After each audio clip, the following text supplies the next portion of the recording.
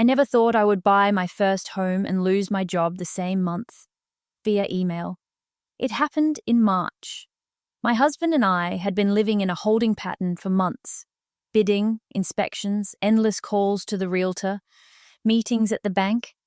Every morning began with checking my email, not to find out who had written to me, but to make sure the deal hadn't fallen through. And so, when everything was decided, I sent out a short letter to all my colleagues. I was taking a couple of days off to close the deal and move. I didn't write anything extra. Oh, a couple of lines. Colleagues, I'll be gone from Monday, moving to a new house.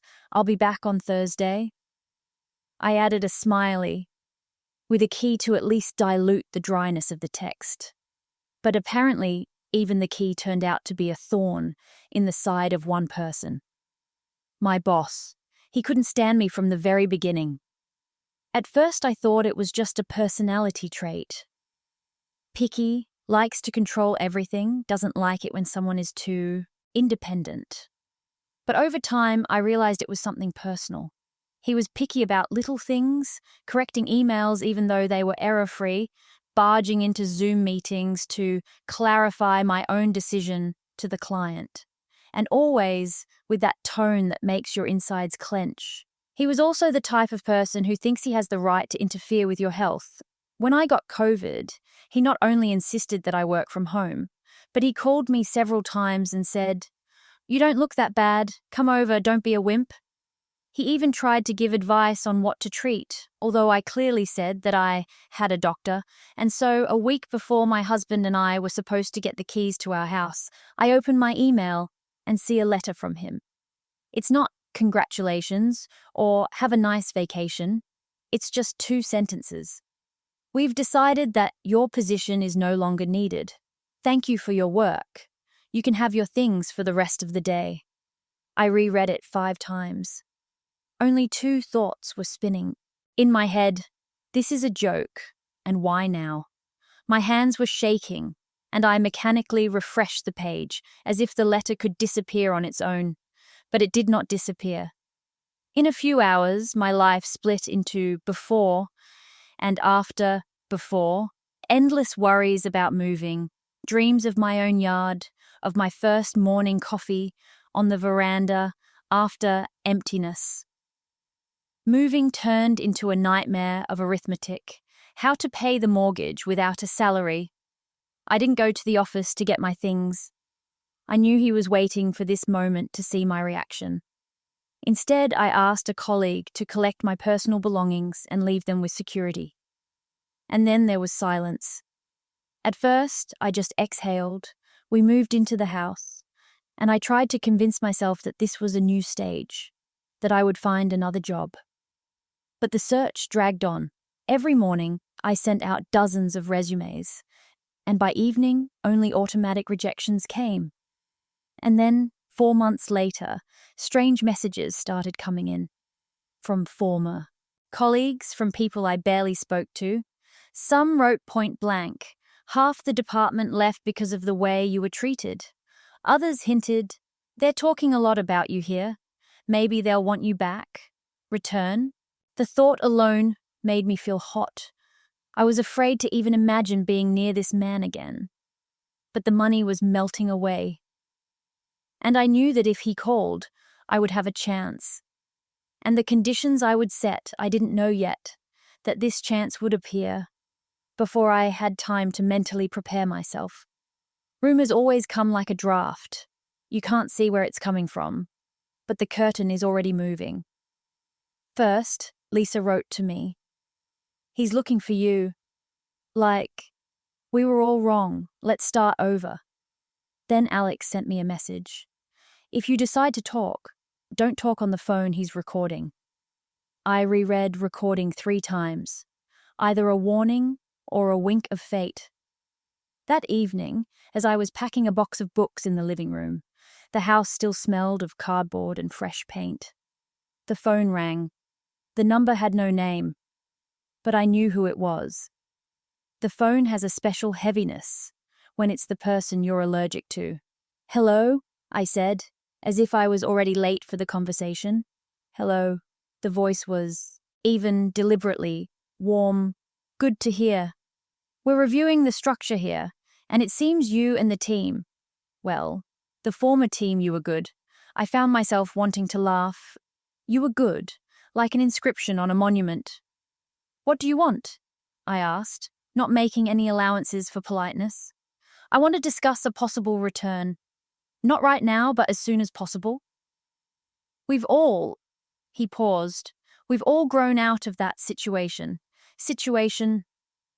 A nice word to avoid saying fired via email, because you decided to move into a house you're paying for yourself. I won't discuss it over the phone, I said. Send a letter and invite HR to a meeting. The silence lasted just long enough for his irritation and my calmness to fit into it. Sure, he replied, his voice slightly ringing. Tomorrow, 10 o'clock, Zoom with HR, will that work? It will do. I hung up the phone, and for the first time in a long time, I felt the floor beneath my feet click. Like on stage, before going on stage, I opened my laptop and jotted down a list. No, not a list, but anchors, things I would return to if they tried to rock me. My conditions: 0 tolerance for harassment, written records of past incidents, including come to work with COVID and his medical advice, hybrid or remote, at least 3 days a week. There are precedents: Lisa, Mark, Karen, sign-on bonus, or equivalent back pay equal to 1 month's salary, payout. In the first billing cycle, rate $26 per hour. Period. No forks, we'll see, and we'll get back to talking after the trial period. Official job description plus prohibition on public corrections of decisions in front of clients. All corrections are through private channels, I wrote to Lisa. Tell me honestly, does he still yell at meetings? She responded with a meme of a burning trash can and the caption, Daily Stand-Up. Got it in the morning. Zoom started, with virtual smiles. He was sitting against the backdrop of some grey office. HR was against a light background, and I was in my still empty living room, where one unfolded curtain was swinging like a pendulum. It's good to see you, HR said. We want to apologize for the communication in March. It was not the best decision. I heard, I replied. Let's get to the point. The boss turned on his corporate baritone. We suggest returning to previous role. The team misses you very much. We will discuss the rate. The working format is flexible. Bonuses. We will see what can be done. He said, let's discuss twice, and let's see once. It's always a no. I'll only come back on clear terms, I said, and opened the document, and I'll ask you to include them in the offer. I listed the points slowly, leaving pauses so that each word carried weight. At 0 tolerance for harassment, HR nodded briefly, but noticeably, into the camera. At remote for 3 days, the boss pretended to write it down. At lifting allowance, the corner of his mouth twitched. At $26 an hour. He smiled for real. The smile that means we're about to start haggling. 24, he said instantly, as if pulling a card from his sleeve, and a review in 3 months. 26, I repeated, and after 3 months. An upward revision upon KPI fulfillment, plus a signing bonus of no less than 1 monthly rate, paid in the first cycle. I have nothing to get by with until my first paycheck. We don't do subscriptions, he said. You already did. HR intervened quietly. For Mark in the spring and for Karen in January, we have a critical hire policy. Cases are rare, but... She glanced to the side as if reading notes. But possible. I caught his eye. He wasn't used to HR not playing for his team, or he was, but only when it was beneficial. Okay, he said, pursing his lips. Bonus is half the stake. The stake is 25. 26 and a full bonus, I said. We both know why you're calling now and not in April. HR coughed softly, almost apologetically. We do have, increased turnover. The team wants you back.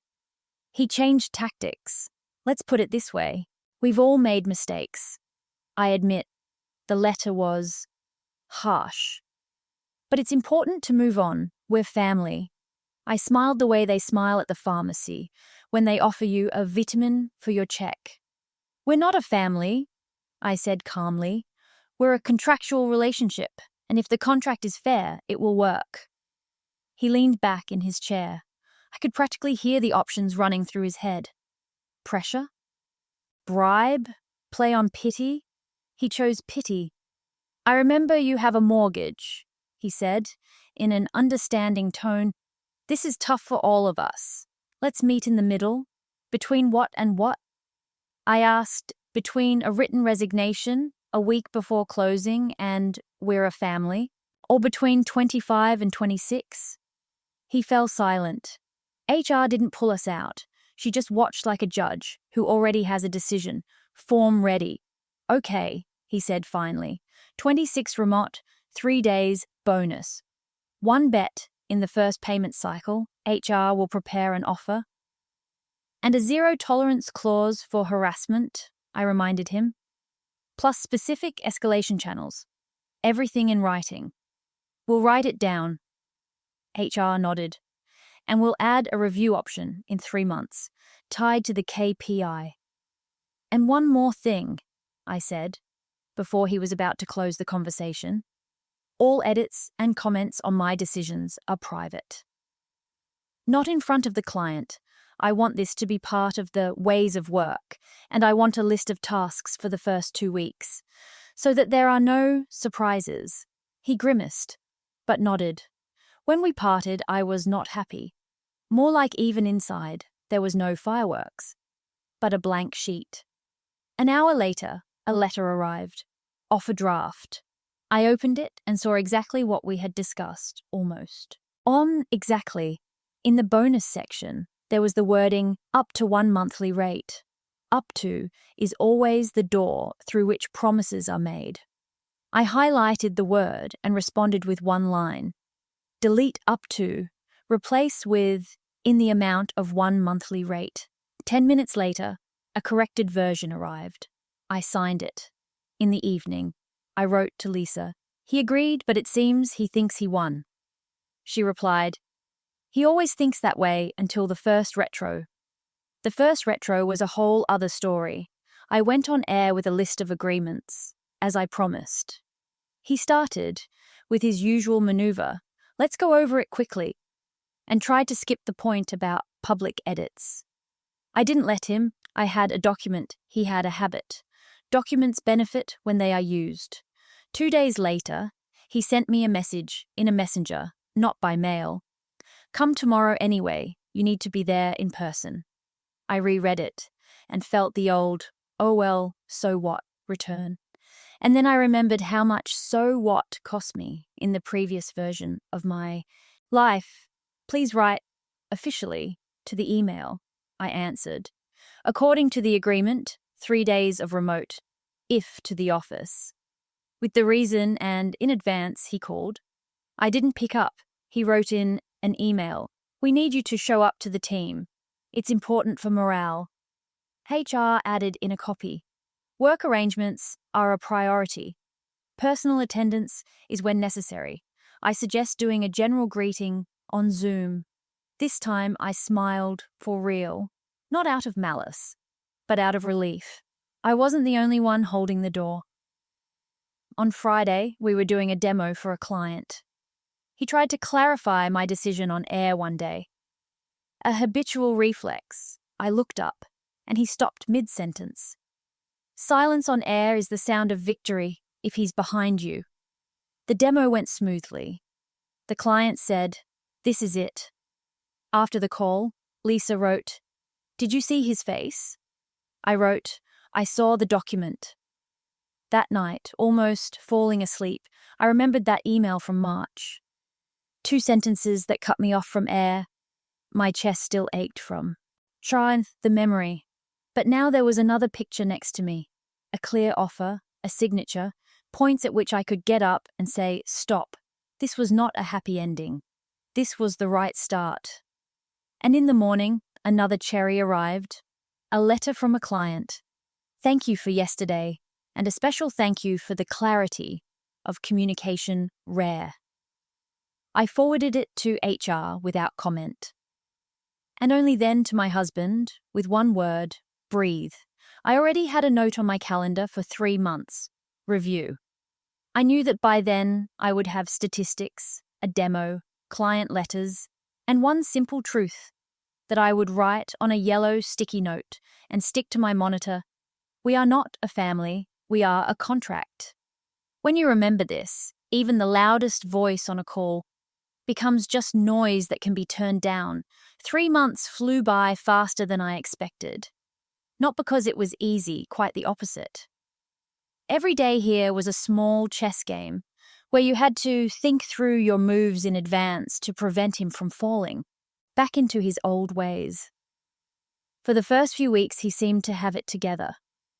No harsh comments, no public corrections, but I could see how it was bothering him, like someone who had been told not to scratch an itch. He listened to my pitches with an "I'll put up with it, but not for long" expression, and every time a client said "great" or "great idea," he'd twitch his shoulder slightly, as if he'd taken a punch.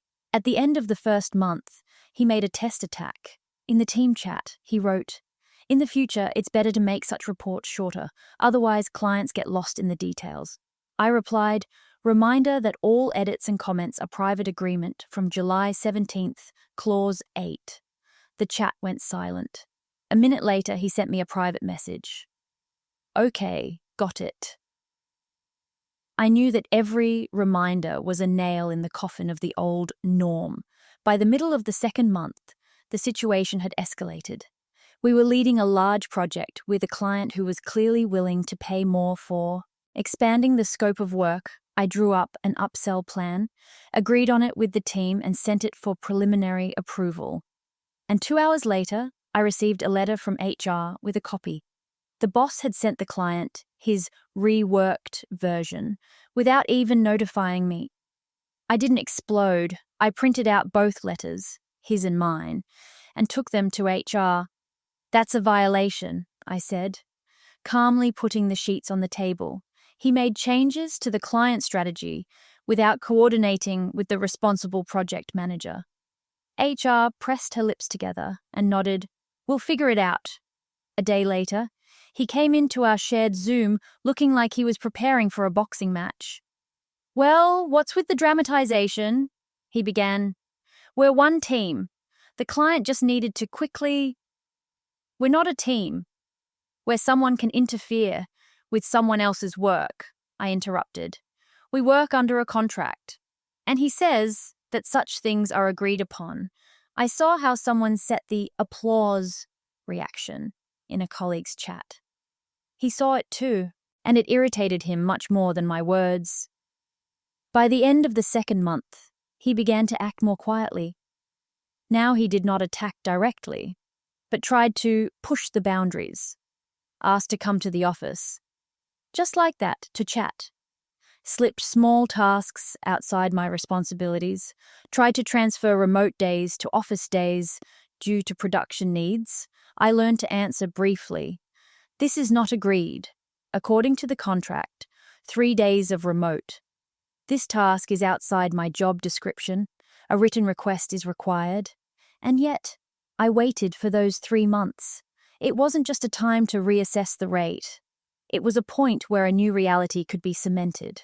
On the day of the review, the 3 of us got together. He, HR, and I.